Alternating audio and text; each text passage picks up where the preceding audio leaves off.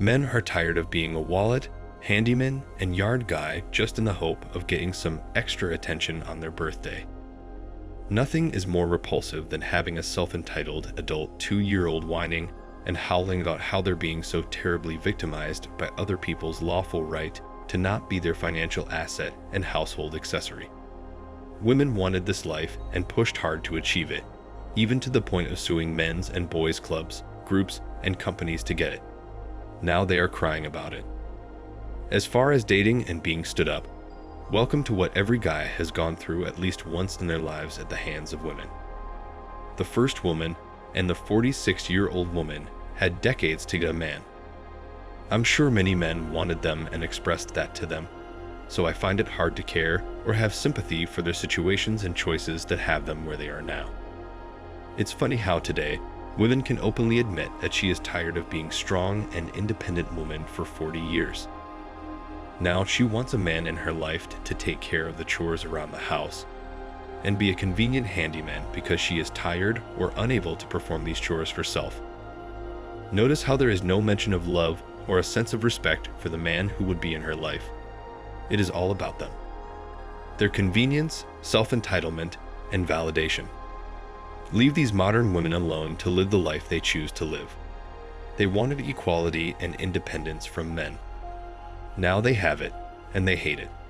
Fellas, go travel, meet women from other countries, have fun, spend your hard-earned money on yourselves, and enjoy your life without their madness and chaos. Leave these Western modern women alone to be with their cats and boxed wine.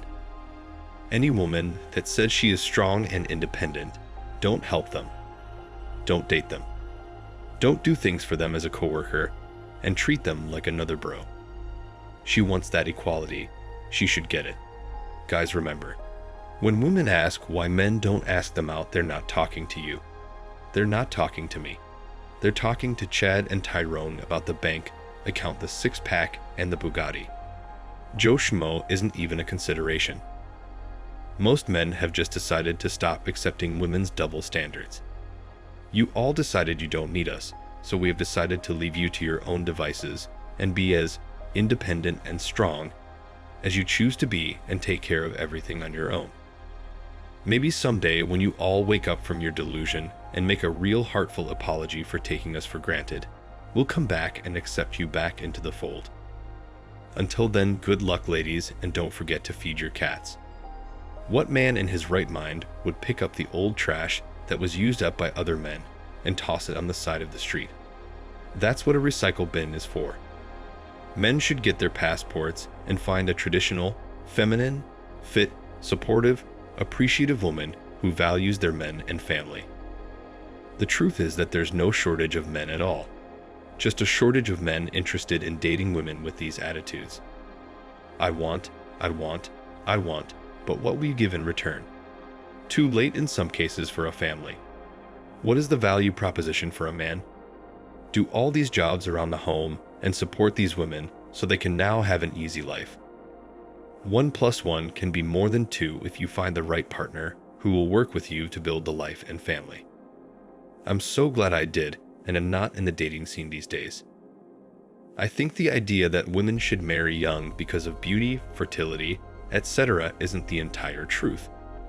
I think they should also marry young because men are most easily distracted and manipulated by intimacy when they are young. A man will ignore some of the failings of a woman if she keeps him intimately satisfied during his horny years. Give him kids, feed him, provide a calm place for him, and, in most cases, you'll have his loyalty for life. Women now seem to think they can go shopping for their ideal man at 35 to 55 with the same results. Once men lose that physical intimacy is everything drive we don't want and won't tolerate, a crappy attitude, a loud-mouthy, disrespectful, money-obsessed, ran through women with delusional expectations. I'd say that reduction in the urge for intimacy, for most men, starts at around 30, younger if they've never been intimate, or never had regular physical relations. Don't get me wrong. Men will still take being intimate whenever it's available, but we're less easily manipulated into doing things we don't want to do in exchange for intimacy. I don't know why women don't understand that. At 40, let's be realistic. Women are a headache for men. They need to offer something amazing to tempt a man to even date them. Forget having a relationship with them. And very few of them do. At 20, women have something amazing to tempt men with beauty, youth, and fertility. Feminism has managed to convince women to delay finding a man until the things a man wants have either gone or have reduced in value. Most women spend everything they earn plus 10% to satisfy their desires. Don't let them spend everything you earn plus 10%. These women aren't looking for a husband or boyfriend. They are looking for someone that they can use and manipulate without giving them any benefits. They are looking for servants, not a partner. Plus, we are leaving because 1. You women said for us to leave you all alone. 2. You women said you don't need a man. 3. You women said you all are independent. With all of that being said, y'all women will be just fine without us. We men would rather just have peace and not be anyone's little yes man. I can't wrap my head around all of these women complaining that they don't have a man in their lives in their 30s and 40s when they have spent the last decade or longer practicing behavior that would push the type of man they say they want away from them. You can't act like a promiscuous woman for 10 or 20 years and then expect a traditional type of man to come into your life to save you. That man has been spending those same years looking for a woman to partner with.